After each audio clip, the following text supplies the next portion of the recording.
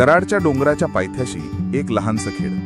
नामदेव, एक गरीब मेंढपाळ, त्याचा मुलगा गणेश, जो मूकबधीर आहे.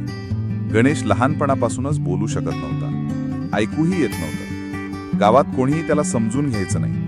शाळा तर दूरचं स्वप्न वाटायचं, पण त्याच्या डोळ्यात शिकण्याची चमक होती. हातांनी तो काहीतरी व्यक्त करायचा प्रयत्न करत असे. एके दिवशी गावातल्या आरोग्य शिबिरात आलेल्या एका सामाजिक कार्यकर्त्याने गणेशला पाहिलं. त्याने नामदेवला सांगितलं, इस्लामपूरमध्ये डॉक्टर VS नेर्लेकर मूकबधीर विद्यालय आहे. अतिशय छान शिक्षण आणि सुविधा आहेत. तुमचा मुलगा तिथे शिकू शकतो. हे ऐकताच नामदेवला आशेची एक नवी किरण दिसली. त्याने थोडे पैसे साठवले, काही शेजाऱ्यांनी मदत केली आणि तो गणेशला घेऊन इस्लामपूरला गेला.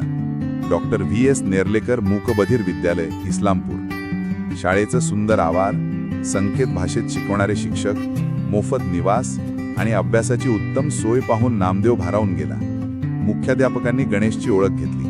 त्यांनी हस्तसंकेतांनी गणेशशी संवाद साधला आणि तो आनंदाने प्रतिसाद देत होता. तुमचा मुलगा खूप हुशार आहे, आम्ही त्याला नक्की प्रवेश देऊ. असं ऐकून नामदेवचे डोळे भरून आले. त्या दिवसापासून गणेशची नवीन शाळा सुरू झाली. तो हातवारे करत हसत हसत शिकू लागला. त्याच्या आयुष्याला आता दिशा मिळाली होती.